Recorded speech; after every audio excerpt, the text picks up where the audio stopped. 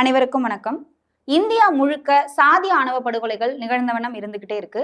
இந்த ஆதிக்க வர்க்கத்தினருக்கு, ஆதிக்க சாதிகளுக்கு எதிராக நம்ம போராட வேண்டிய தேவை ரொம்ப அதிகமா இருக்கு. இந்த போராட்டத்தின் ஒரு வடிவமா நான்சி கோமகன் இயக்கத்துல ஒரு மீசை திமிர் அப்படின்ற ஒரு நாடகம் இப்ப சென்னையில வர 15ஆம் தேதி மேடை தி ஸ்டேஜ்ல நடக்க இருக்கு. சாயங்காலம் 5 மணில இருந்து 7 மணி வரைக்கும் அது நடக்க இருக்கு. அதுக்கு என்ட்ரி ஃப்ரீ தான். ஆனா ஒரு QR கோடு ஒன்று கொடுக்குறோம். இது மூலமா உங்களால முடிஞ்ச ஒரு நிதி உதவியை கொடுத்தீங்கன்னா அது அவங்களுக்கு ரொம்ப பயனுள்ளதா இருக்கும். மறக்காம போய் நாடகத்தை பாருங்க. நன்றி. ஒவ்வொரு மாதமும் 3 மில்லியனுக்கும் அதிகமான பார்வையாளர்களை சென்று சேரும் எங்களது 3 சேனலிலும் உங்கள் நிறுவனத்தை விளம்பரப்படுத்த வேண்டுமா? கீழே உள்ள எண்ணை தொடர்பு கொள்ளுங்கள். பொலிட்டிக்கல் எக்ஸ்போ நேயர்கள் அனைவருக்கும் வணக்கம். இன்று நம்மோடு சிறப்பு அழைப்பாளர், பேரலை ஊடகத்தின் பத்திரிகையாளர், ஊடகவியலாளர் தொடர் இந்திரகுமார் தேரடி அவர்கள் இணைந்திருக்கிறார். அவரோடு பல கேள்விகளை கேட்பதற்காக ஜிம்சி இருக்காங்க. அப்போ நீ எதுக்கு இருக்கேன்னு கேட்காதீங்க, நான் சும்மா உட்காந்துருக்கேன், என்ன தான் பேசுகிறாங்கன்னு பார்க்கலான்னு. அவரும் கெஸ்ட்டு தான். அவரும் கெஸ்ட். வணக்கம் சொல்லி அதான் நான் வணக்கம் வச்சுட்டேன். வணக்கம் வணக்கம். இது நாங்க ப்ரொசீஜரா போவோம். நாங்க ரொம்ப ப்ரொசீஜரா பாரம்பரியமா இயங்குவோம். சொல்லுங்க தோழர். இப்போ நேற்று திருச்சியில நடந்த மாநாட்டுல முதல்வர் இத்தனை காலமா சொல்லிட்டு இருந்த அதே விஷயத்தை தான் சொல்றாரு. ஆரியம் வெர்சஸ் திராவிடம், டெல்லி வெர்சஸ் தமிழ்நாடுங்க. இல்லையே, நேற்று சிஎம் நிறைய புதுசா பண்ணியிருக்கிறாரு. இல்ல, நான் அவங்க சொன்ன வரலாற்றிலே முதல் முறையா முதலமைச்சர் ஸ்டாலின் வணக்கம் வைக்க பழகி இருக்கிறாரு. யாரை பார்த்து? எங்க அண்ணனை பார்த்து, விஜயை பார்த்து. தமிழர்களுக்கு வணக்கம் சொல்லி கொடுத்தது யாரு? விஜய் தான். வணக்கத்துக்கு வானா போட்டு வடை சுட சொல்லி கொடுத்தது யாரு? விஜய். அது வரைக்கும் நம்ம 2 சொல்லி நான் எழுதிட்டு இருந்தோம். ஆமா, அவர் தான் வணக்கத்துக்கு. ஏன் தோழர் சீரியஸா இருக்கீங்க? இல்ல சீரியஸா நான் ஒரு கேள்வி. இதை சொன்னது யாருன்னு கேளுங்க. யாருன்னு சொன்னது கேளுங்க.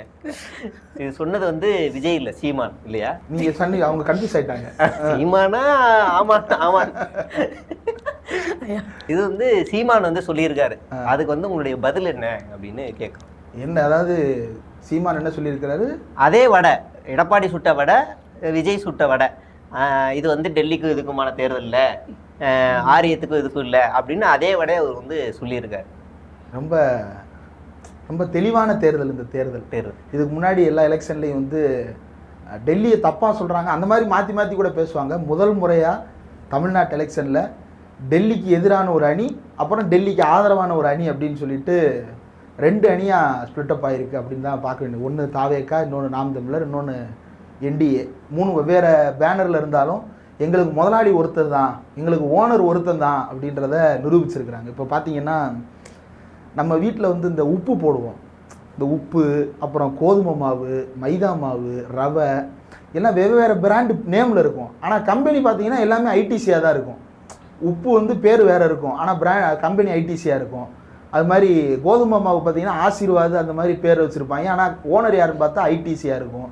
சிகரெட் வாங்கினா அது பல பேரில் வச்சுருப்பாங்க, கிங்ஸ் லைட்ஸ்னு வச்சுருப்பாங்க, ஆனால் ஓனர் யாருன்னு பார்த்தா ஐடிசியாக இருக்கும். அந்த மாதிரி என்டிஏவினுடைய பல பிரான்ச்சுகள் தான். ஓனர் ஆர்எஸ்எஸ், அந்த ஆர்எஸ்எஸ் ஓனருனுடைய பல பிராண்டுகளாக நாம் தமிழர் ஒரு பக்கம், தாவேக்கா ஒரு பக்கம், அப்புறம் அதிமுக பாஜக ஒரு பக்கம்னு உருண்டுகிட்டு இருக்கிறாங்க. இது டெல்லிக்கு எதிரான தேர்தல் கிடையாது, இது யாருக்கு எதிரான தேர்தல் அப்படின்னு சொல்ல வரும்போதே சீமான் பக்கத்தில் பார்ப்பன கடப்பாறை ஒருத்தர் நின்று இருக்கிறாரு. இந்த பார்ப்பன கடப்பாறையை வச்சுக்கிட்டு அவர் என்ன பேசுவாருன்னு நமக்கு தெரியும். அவர் விஜய் நேரடியாக ஆர்எஸ்எஸ் காரங்களை வச்சே தான் கூட்டமே நடத்துறது. அதில் பாருங்கள் எந்த அளவுக்கு தமிழ்நாட்டு அரசியலை மாற்றி அமைச்சிருக்கிறாங்கன்னு. தமிழர்களுக்கு அம்பேத்கர் யாருன்றதை சொல்லி கொடுத்ததே விஜய் தான். தமிழர்களுக்கு தமிழ் சொல்லி கொடுத்தது யாரு? எங்கள் அண்ணன் சீமான். தமிழர்களுக்கு அம்பேத்கரை சொல்லி கொடுத்தது யாரு? எங்கள் அண்ணன் விஜய். இந்த மாதிரி புதுசு புதுசாக ரகரகமான வடைகளோட வந்திருக்கிறானுங்க. இப்போ கிச்சன்லேருந்து ஆரம்பித்து உப்பு மிளகாத்தூள் ஆரம்பித்து கரெக்டாக சொல்லி கொடுத்து முடிச்சிருக்கீங்க. இப்போ நீங்கள் ஓனர்லாம் சொல்கிறீங்க, ஆனால் இன்னைக்கு வர சிபிஐ விசாரணைக்கு நான்லாம் வர முடியாதுங்க, 15 நாள் கழித்து வரேன் அப்படின்னு தைரியமாக சொல்லியிருக்காரு. ஓனர் அப்படி பேச முடியாதுல்ல. 15 நாள் கழித்து வர்றேன்னு பொங்கலுக்கு கொண்டாட போகிறேன்னு லீவு கேட்டாங்க. இப்போ நம்மளும் ஆஃபீஸ் நடத்துகிறோம், நீங்கள் ஒரு ஆஃபீஸ் நடத்துகிறீங்க, நாங்கள் ஒரு ஆஃபீஸ் நடத்துகிறோம். ஆஃபீஸில் லீவு கேட்க வர்ற பசங்க எங்கப்பா அப்படின்னா ஊரில் விசேஷம் இருக்குண்ணா. யாருக்கு விசேஷம்? உனக்கா? இல்லை, நான் ஃப்ரெண்டுக்கு விசேஷம். எது அப்படின்னு கேட்டோன்னே, இல்லை வேண்டாம், நான் பரவாயில்ல, நான் அடுத்த தடவை போகிறப்ப பார்த்துக்கிறேன் அப்படின்னு லீவு அவங்களே கட் பண்ணிட்டு போயிடுவாங்க. ஒரு பாருங்கள், பொங்கல் கொண்டாட போகிறேன்னு லீவு கேட்டிருக்கிறாரு. சரி, எங்கே கொண்டாட போகிற அப்படின்னு கேட்டிருப்பாங்க. இல்லை, அதை பற்றி அவர் பேச மாட்டேங்கிறாரு. அவர் வேறு எங்கேயோ போய் பொங்கல் கொண்டாடி இருக்கிறாரு. பொங்கலை கொண்டாடிட்டு பொங்கல் கொண்டாடுறதுக்கு லீவு கொடுக்குறவன் எத்தனை நாள் கொடுப்பான்? 1 நாள் கொடுப்பான், 2 நாள் கொடுப்பான். கிட்டத்தட்ட 1.5 மாசமா லீவு கொடுத்துட்டு திரும்பி கூப்பிட்டா நான் வந்து இங்கே வேலை இருக்குது, நான் பிறகு வர்றேன் அப்படின்னு சொல்லி இன்னைக்கு விளக்கம் கொடுக்கப்பட்டிருக்கிறதா தகவல் சொல்கிறாங்க. இந்த விளக்கு கொடுக்கப்பட்டதுக்கு பின்னாடி என்ன அரசியல் இருக்குது அல்லது டெல்லிக்கு கூப்பிடுறதுல பிரச்சனை என்னன்னா, இந்த விசாரணை நடக்கிறது வந்து தாந்தோன்றி மலையில் ஆஃபீஸ் போட்டு நடத்துகிறானுங்க. சிபிஐ வந்து தாந்தோன்றி மலையில் தனியாக ஆஃபீஸ் வச்சுருக்கிறானுங்க. இந்த ஆஃபீஸுக்கு கூப்பிட்டு விசாரணைக்கு வர சொல்லியிருக்கலாம். விஜயவோ செந்தில் பாலாஜியோ யாரனாலும் இந்த ஆஃபீஸ்க்கு வர சொல்லியிருக்கலாம். ஆனால் டெல்லிக்கு ஏன் வர சொல்கிறாங்க அப்படின்றது தான் பிரச்சனையினுடைய மைய புள்ளியாக இருக்குது. அப்போ விஜய் வந்து தன்னுடைய கிரெடிபிலிட்டியை இன்னைக்கு கொஞ்சம் கேப் கொடுத்தீங்கன்னா நான் ஊருக்கே வரலன்னு சொல்கிறானுங்க, ஒரு 4 பேரை கூப்பிட்டு மூஞ்சியை காட்டிட்டு வந்துடுறேன் அப்படின்னு கெஞ்சி கதறி இந்த வேலையை நடத்தியிருக்கிறானுங்க. இது எல்லாத்துக்கும் பின்னாடி சிபிஐ முதல்ல கூப்பிடுறது இருக்குல்ல, சிபிஐ இந்த வழக்கை விசாரிக்க கூப்பிட்டது என்னை இத்தனாம் தேதி கூப்பிட்டாங்க, நான் போகிறேன் அப்படின்னு விஜய் வெளியே சொல்லியிருக்கிறாரான்னு நான் சொல்லலை. நேற்றுலேருந்து இவனுக்கு ஃபேக் நியூஸ். இப்போ என்னென்னா ப்ரெஸ் கிளப் பேரில் ஃபேக் நியூஸை கிளப்பியிருக்கிறானுங்க. சென்னை ப்ரெஸ் கிளப்பில் இருந்து நியூஸ் போட்டிருக்காங்களாம் குரூப்பில், வாட்ஸ்அப் குரூப்பில். என்னென்னு, செந்தில் பாலாஜியை பற்றி யாரும் பேசாதீங்க, விஜய் பற்றி மட்டும் பேசுங்க, உங்களுக்கு தேவையான விஷயங்களை செஞ்சு கொடுப்போம்னு ப்ரெஸ் கிளப்பில் மெசேஜ் போடுறாங்களாம். அப்படியே போடுறதா இருந்தாலும் இப்படியா வெட்ட வெளியா வந்து வாட்ஸ்அப் குரூப்ல போடுவாங்க. அது போன்ல தனியால சொல்லுவாங்க, வாட்ஸ்அப் கால் இருக்கே, டெலிகிராம் கால் இருக்கே. அதை சரி யாரான பேர் பார்த்தா பேரே இல்லை, மொட்டையா ஒரு மெசேஜ். சரி அந்த ட்வீட்டை என்னன்னு கிளிக் பண்ணி பார்த்தோம்னா டெலிட் பண்ணிட்டு ஓட்டான். செந்தில் பாலாஜி தலைமறைவுன்னு ஒரு பக்கம் நியூஸ் பரப்புறானுங்க. அவர் ஓப்பனாக சொல்லிட்டாப்ல, என்னை கூப்பிட்டதே 17ஆம் தேதி தாண்டா, நான் நேரில் போய் தெளிவாக எல்லாத்தையும் சொல்ல போகிறேன் அப்படின்னு அவர் ட்வீட்டில் சொல்லியிருக்கிறாரு. உங்கள் அண்ணன் சிபிஐ என்கொயரிக்கு பயம் இல்லை அப்படின்னா என்னைய கூப்பிட்டாங்க, நான் இன்னைக்கு வர முடியாது, ஓப்பனாக ப்ரெஸ் ஸ்டேட்மெண்ட் கொடுக்க வேண்டியதானே. 17ஆம் தேதி தான் செந்தில் பாலாஜி செந்தில் பாலாஜியை கூப்பிட்டதே 17ஆம் தேதி தான். நேற்று வந்த செய்திலாம் பொய். நேற்று வந்த செய்தி பூரா இவனுக்கு வந்து இந்த பல ரூட்டுகளில் பரப்புன நியூஸுகள், பல ரூட்டுகள் பல காமனர்கள் மூலமாக, பல ரூட்டுகள் மூலமாக இவனுக்கு, பல ரூட்டுகள்னா பல வழிகள், அதன் மூலமாக கிளப்பி விட்ட ஃபேக் நியூஸை தான் இவனுக்கு நேற்றுலேருந்து பரப்பிட்டு இருந்தானுங்க. விஜய்க்கு தெம்புந்திராணி இருந்தால் தைரியமாக சொல்ல வேண்டியதானே, என்னை இத்தனை தேதி கூப்பிட்டாங்க, நான் வேட்பாளர் அறிவிப்பு வச்சிருக்கேன், எனக்கு தேவையில்லாமல் நெருக்கடி கொடுக்குறாங்கன்னு சொல்ல வேண்டியதானே. இதில் ஒரு ஆர்ப்பாட்டம், இப்போ இன்னைக்கு தேதி 10, இன்னும் 2 நாளில் ஆர்ப்பாட்டம். எதுக்குன்னா எஸ்ஓபிக்கு எதிராக ஆர்ப்பாட்டம். எஸ்ஓபி போட்டது யாரு? கேஸ் போட்டதே இவனுக்கு தான். எஸ்ஓபி வேணும்னு கேஸ் பண்ணது இவங்க தான், எல்லாம் ஓகேன்னு ஒத்துக்கிட்டது இவங்க தான். இப்போ கடைசியில் வந்து எஸ்ஓபியை ரத்து பண்ணு, இப்போ கோர்ட்டுக்கு போய் நின்னா கோர்ட்டார் கேள்வி கேட்பாங்கல்ல, பதில் சொல்லணும்ல. ஆனால் எதையுமே பேச மாட்டானுங்க, மௌனமாக இருப்பானுங்க. இப்போ இந்த எல்லாமே வந்து ஒரு தில்லாலங்கடி வேலையாக, ஒரு மூடி மறைக்கப்பட்ட விதத்தில் தான் இவங்களுடைய கட்சியே ஃபங்க்ஷன் ஆகிட்டு இருக்குது. இதில் ரொம்ப வெளிப்படையாக வந்திருக்கக்கூடிய பல விஷயங்களை வெளிப்படையாக நம்மளால் பேச முடியல. அதுதான் நமக்கு இருக்கிற ஒரே நெருக்கடியாக இருக்குது. ஆமாம், வெளிப்படையாக வந்திருக்க விஷயம்னா இப்போ என்டிஏக்கும் தாவேக்காக்கும் கூட்டணி பேச்சுவார்த்தை போயிட்டு இருக்குன்னு ஒரு வதந்தி பரவிட்டு இருக்கு. அது நடந்தா நல்லது தானே. ஏன்னா இப்போ பவன் கல்யாண் தான் இதுக்கு தூதா இருக்கிறாருன்னு அதுவும் அந்த வதந்தியில சேர்ந்துதான் வருது. பவன் கல்யாண் பிஜேபி கூட சேர்ந்ததுக்கு அப்புறம் கிராம பஞ்சாயத்து அமைப்புகள்ல ஆந்திராவை இந்தியாவிலே முதல் மாநிலமா ஆக்கியிருக்காரு. ஆமா, இப்போ குஜராத் உங்களுக்கு சைனா மாதிரி ஆயிருக்குல்ல, அந்த மாதிரி உத்தரப்பிரதேஷ் லண்டன் மாதிரி ஆயிருக்குல்ல, அந்த மாதிரி ஆயிருக்கும்.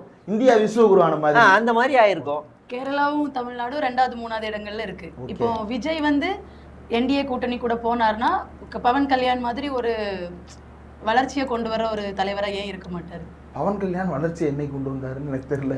கிராம சபை கூட்டங்கள் நடத்துறதுல நம்பர் 1 வந்திருக்கிறாரு அப்படின்னா கூட்டத்தை யாருனாலும் நடத்தலாம். கூட்டத்தில் நடத்தி நீ என்ன ரெசல்யூஷன் கொடுத்தன்றது தானே பதிலா இருக்கு. திமுக ஆட்சி, இங்க திராவிட மாடல்னு சொல்லப்படுற ஆட்சியில எல்லாமே ஒரே இடத்துல சென்ட்ரலைஸ் பண்ணப்பட்ட ஒரு அதிகாரமா தானே இருக்கு. எது சென்ட்ரலைஸ் ஆயிருக்கு?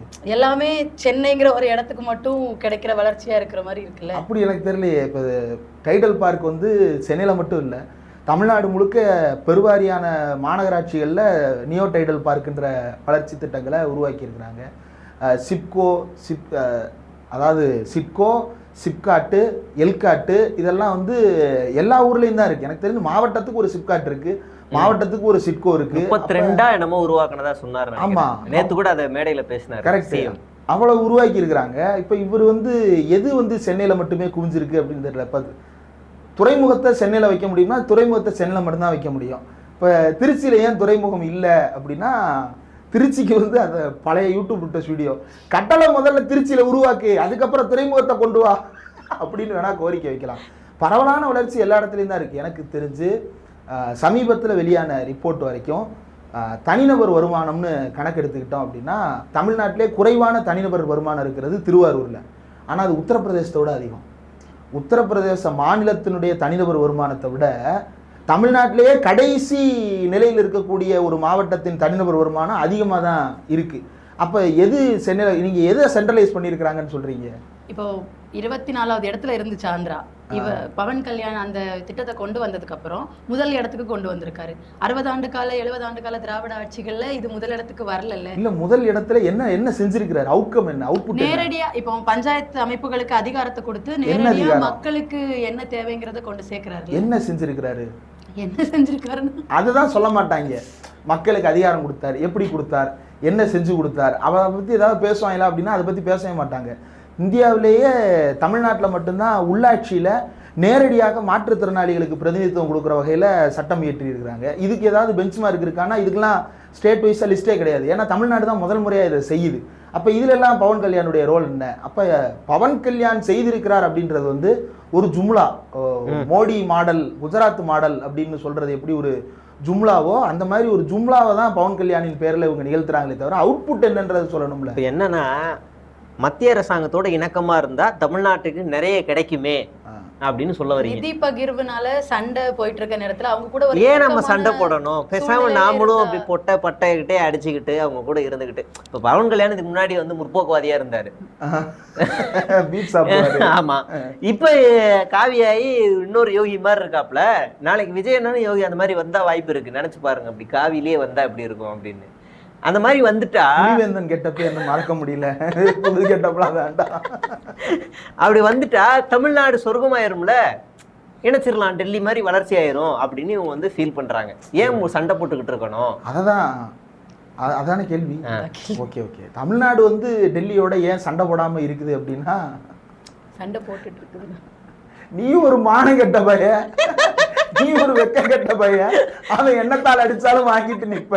ஆனா நாங்க அப்படி இருக்க முடியாது. எங்களுக்கு மானம் இருக்கு, ரோசம் இருக்கு, நாங்க எதிர்த்து சண்டை போடுவோம். நீ குருநாதரை கூட்டிட்டு வந்து குருநாதா எனக்கா இது உனக்கு மாட்டை இட்டத்தையும் மனுஷ இட்டத்தையும் கலந்தடிச்சிருக்காங்களே குருநாதான்ற மாதிரி நீ குருநாதனை கூட்டிட்டு வந்து நிற்பாங்க. நம்ம தமிழ்நாட்டால் அப்படி நிற்க முடியாதுல்ல. நமக்குன்னு ஒரு ரோசமான வரலாறு இருக்கு.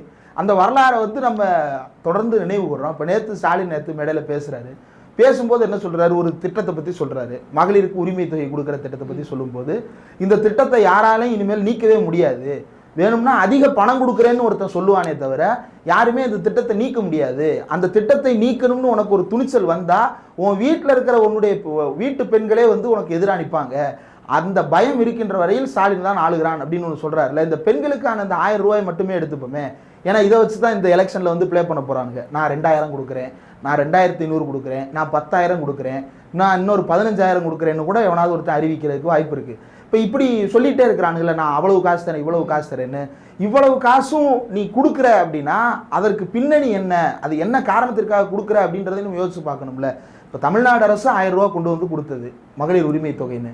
இது வந்து விஜய் அறிவித்த, என்ன இவர் சொல்கிறாரு தமிழ்நாடு தான் இருக்கிறதுலே கம்மியாக கொடுக்குதுன்னு. என்னமோ இவன் அறிவித்த திட்டத்தை ஸ்டாலின் எடுத்துகிட்டு போய் காசை கொடுத்துக்கிட்டு இருந்த காசை எடப்பாடி பழனிசாமி 10,000 படி இருந்ததை நம்ம பாதியாக குறைச்சி 1000 மாற்றி இன்னைக்கு கொடுத்துக்கிட்டு இருக்கிற மாதிரி பேசுகிறாங்க. ஆனால் உண்மை என்ன அப்படின்னு எடுத்து பார்த்தோம்னா இதுதான் முதல் திட்டம். இந்தியா முழுக்க பல மாநிலங்களில் கொடுத்த காசை திருப்பி வாங்கிட்டு இருக்கிற நேரத்தில் தமிழ்நாடு இது சஸ்டைனபிளாக கொடுத்துக்கிட்டு இருக்கு. அப்போ ஏன் கொடுக்குது? நீங்கள் கோவிட் காலகட்டத்தில் அனுராக் காஷ்யப் ஒன்று சொல்லியிருப்பார். என்னென்னா, இந்தியாவில் எங்கேயுமே தேட்டரில் படமே ஓட மாட்டேங்குது. காரணம் என்னென்னா, மக்கள்கிட்ட காசு இல்லை, அவங்களுடைய அடிப்படை தேவைகளே அவங்க பூர்த்தி செய்ய முடியல. அதை பூர்த்தி செஞ்சாதான் அவங்க சினிமாவுக்கு படம் பார்க்குறதுக்கு தேட்டருக்கு வருவாங்க. அந்த அடிப்படை தேவைகளே பூர்த்தி ஆகாதனால தான் இந்தியா முழுக்க இருக்குன்னு சொன்னபோது தமிழ்நாட்டில் இவனுக்கு அந்த படத்தை 100 கோடி 200 கோடின்னு உருட்டிகிட்டு இருந்தானுங்க. தமிழ்நாட்டில் வந்து பல படங்கள் வந்து வெற்றிகரமாக ஓடிக்கொண்டிருந்த மாநிலமாக இருந்தது. படம் பார்க்கறதுக்கு மக்கள் செலவு பண்ணுற மாநிலமாக இருந்தது. காரணம் என்ன அப்படின்னா, மக்கள் கையில் பணம் புழங்குது. இந்த பணம் புழங்குது அப்படின்னா எப்படி புழங்குது? பொருளாதார ரீதியாகவும் புழங்குது, அவங்களுடைய அடிப்படை தேவைகளை பூர்த்தி செய்வதாக புழங்குது, அவங்களுடைய விடுதலை நிலையை நோக்கி அவங்களுடைய ஒடுக்குமுறைகளிலிருந்து தங்களை விடுவித்துக் கொள்வதற்கான ஒரு சமுதாய சூழலை தமிழ்நாடு மட்டும்தான் உருவாக்கி வச்சிருக்கு. உத்தரப்பிரதேசத்தில் 1000 ரூபா கொடுக்குறான். அந்த 1000 ரூபாய் எடுத்துகிட்டு போய் உத்தரப்பிரதேசத்தில் இருக்கக்கூடிய ஒரு பெண் சினிமா தேட்டரில் போய் படம் பார்க்க முடியுமா? அல்லது 1000 ரூபாய் எடுத்துக்கிட்டு அவங்க இஷ்டப்படி அவங்களால செலவு பண்ண முடியுமானா முடியாது. அவங்கள்ட்ட பேங்க் அக்கௌண்ட் கிடையாது, அவங்களுக்கு கல்வி அறிவு கிடையாது, அவங்க செலவு பண்ணுறதுக்கு நல்ல சுகாதாரமான சூழல் கிடையாது, அவங்க சுற்றி பார்க்குறதுக்கு ஒரு நல்ல டூரிசம் என்விரான்மெண்ட் அவங்கள்ட்ட கிடையாது, இது எதுவுமே அவன்கிட்ட கிடையாது. ஆனால் இங்கே இது எல்லாமே இருக்குல்ல. அப்போ இந்த பணப்புழக்கம் அப்படின்றது பெண்களுடைய விடுதலையோடு தொடர்புடையதால் இருக்குது. விஜய் மாதிரியான நடிகர்கள் பேசுறது எப்படி இருக்குன்னா, நான் 1000 ரூபா கொடுக்குறேன், ஆனால் அந்த 1000 ரூபாய் நீ எப்படி செலவு பண்ணுறேன்னு நான் பெண்களுக்கு விடுதலை அளித்தல் அப்படின்னு ஒரு திட்டத்தை நீங்கள் சொல்கிறீங்க அப்படின்னா, முதல்ல அதை வந்து உங்களை வீட்டில் நீங்கள் செயல்படுத்தணும். இப்போ உங்கள் மனைவி வந்து ஒரு புகாரை முன்வைக்கிறாங்க, அந்த புகாரின் மீது ஒரு தார்மீக பொறுப்போட ஒரு கணவனாக நீங்கள் வாழ்ந்திருக்கீங்க. 26 வருஷமா 27 வருஷமா 27 வருஷம். என் வயதை விட அவங்களுடைய திருமண வாழ்க்கை அதிகம் இல்லையா? என்னது இது? சரியா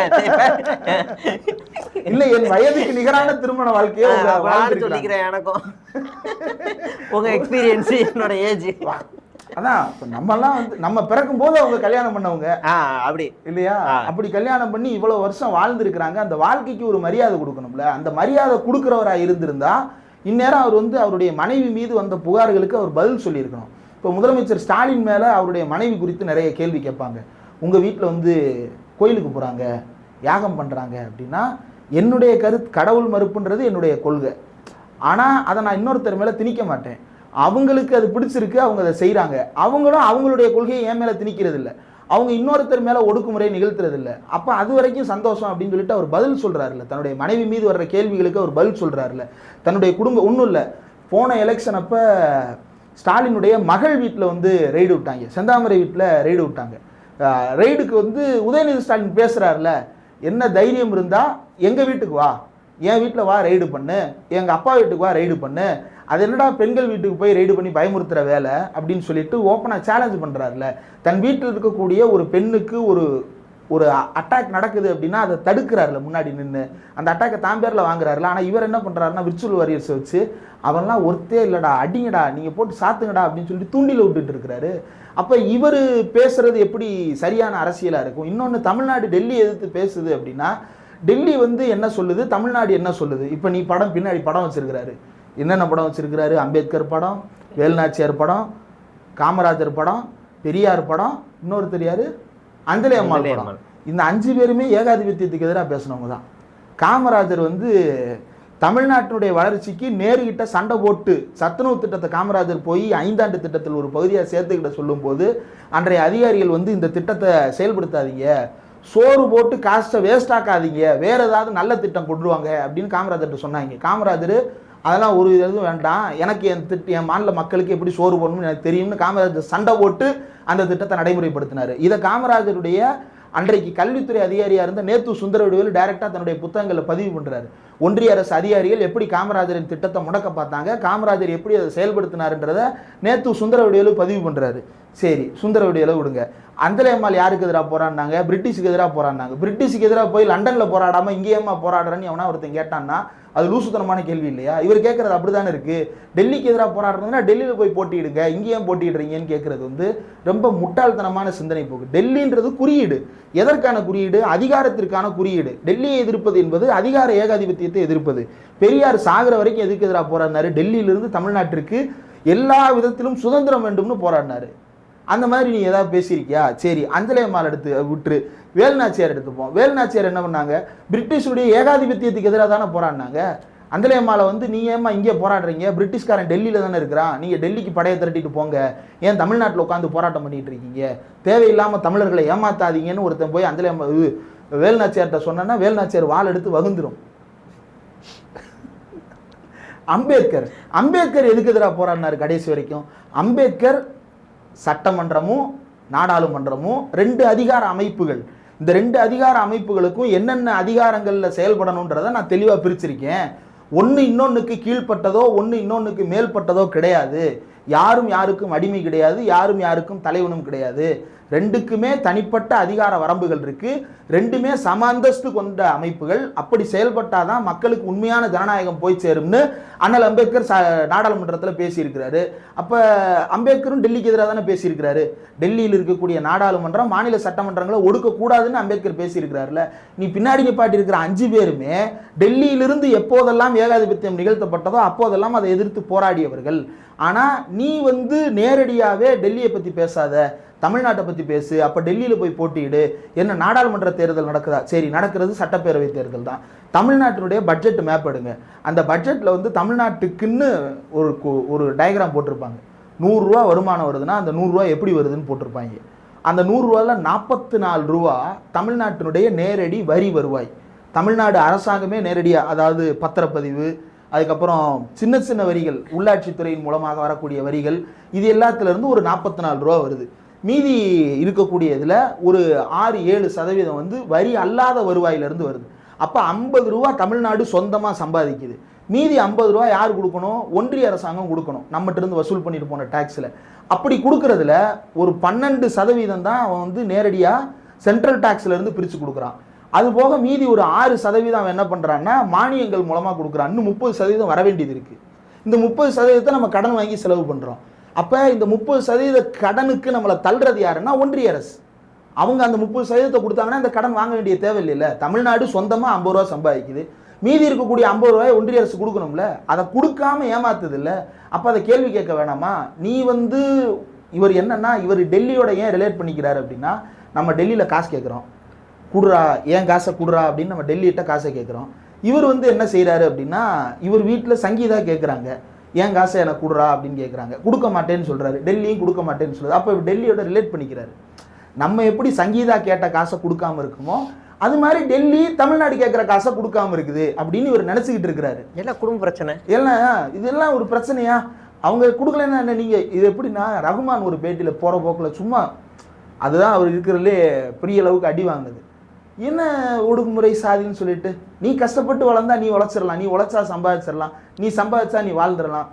நான் உழைக்கிறதுக்கும் நான் சம்பாதிக்கிறதுக்கும் வழி இல்லாமல் தானே இந்த சாதி என்னை உழல விட்டுக்கிட்டு இருக்கு. அப்போ இந்த சாதி எதிர்த்து நான் பேசணும்ல அப்படின்ற புரிதல் வந்து அவருக்கு இல்லாமல் இருக்கலாம். ஆனால் ஒரு அரசியல் கட்சி தலைவருக்கு இருக்கணும்ல, அந்த அரசியல் கட்சி தலைவர் அதை பற்றி பேசணும்ல. அப்போ இதெல்லாம் எங்கேருந்து நடக்குது? நாக்பூர்லேருந்து ஒரு அரசியல் ஐடியாலஜி தமிழ்நாட்டை ஒடுக்குமுறை பண்ண நினைக்குது, டெல்லியிலேருந்து ஒரு அதிகார ஐடியாலஜி நம்மளை ஒடுக்குமுறை பண்ணணும்னு நினைக்குது. இதற்கு எதிராக ஒரு விஷயத்தை பேசுறதுக்கு உனக்கு துப்பு இல்லைன்றதுக்காக, உனக்கு தைரியம் இல்லைன்றதுக்காக பேசுகிறவனை பார்த்து நீ ஏன் அதை பேசுகிற, நீ ஏன் அதை பேசுகிறன்னு கேட்குறது வந்து உன்னுடைய கோழைத்தனம் தான். அதான் முதல் சொன்ன மாதிரி, நீ மானங்கெட்ட பைய, உனக்கு வெக்கம் இல்லை, உனக்கு ரோசம் இல்லை, நீ கேள்வி கேட்க மாட்ட. எனக்கு சூடு சொரணை இருக்குடா, நான் கேள்வி கேட்பேன்டா, நீ ஏன்ட்ட வர்ற அப்படின்னு தான் திருப்பி கேட்கணும். ஒரு ரோசமான வரலாறு இருக்குன்னு சொன்னீங்கல்ல நமக்கு. அப்படி பார்த்தா கலைஞரும் பிஜேபி கூட கூட்டணி வச்சிருந்திருக்காரு. அப்போ இப்பவும் நிதி பகிர்வுக்காக அந்த இணக்கம் ஏன் இருக்கக்கூடாது?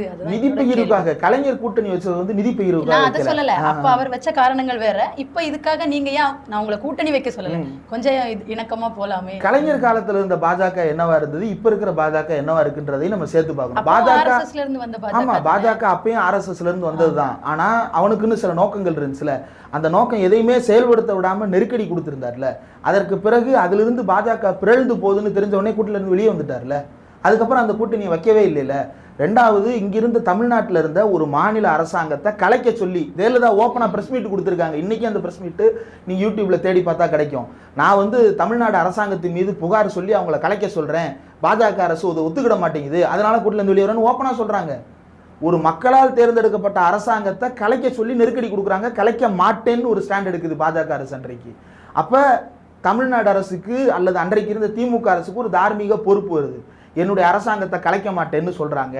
ரெண்டாவது, அன்றைக்கு இருந்த பாஜக அரசின் மூலமாக CANRCயை நிறைவேற்றலை, ராமர் கோயிலை கட்டுறேன்னு சொல்லிட்டு எந்த விதமான முன்னெடுப்புகளும் செய்யலை, காஷ்மீரினுடைய சிறப்பு அந்தஸ்தை பறிக்கலை. இதெல்லாம் அப்பயும் அவனுடைய நோக்கம் தான். ஆனால் இது எதையுமே செய்ய விடாமல் நெருக்கடி கொடுத்து வைத்திருந்தது இல்லை.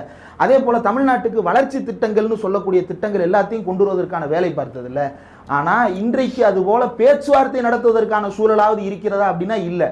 அன்றைக்கு பாஜக RSS ஐடியாலஜியோட தான் இருந்தது. ஆனால் இன்றைக்கு இருக்கிற அளவுக்கு RSS இந்தியா முழுக்க வேரூன்றிய அமைப்பாகவோ அல்லது ஒட்டுமொத்த இந்திய அதிகார மையத்தையும் கட்டுப்படுத்துகின்ற அமைப்பாகவோ வளர்ந்திருக்கவில்லை.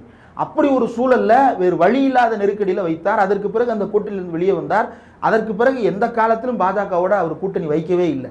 இன்றைக்கு திரும்ப திரும்ப அதை நினைவுபடுத்தி பேசுறவங்க பாஜகவோட கூட்டணி வச்சது தப்புன்னு சொல்றாங்க. ஏன் தப்புன்னு சொல்றாங்க? விஜய் என்ன சொல்றாரு?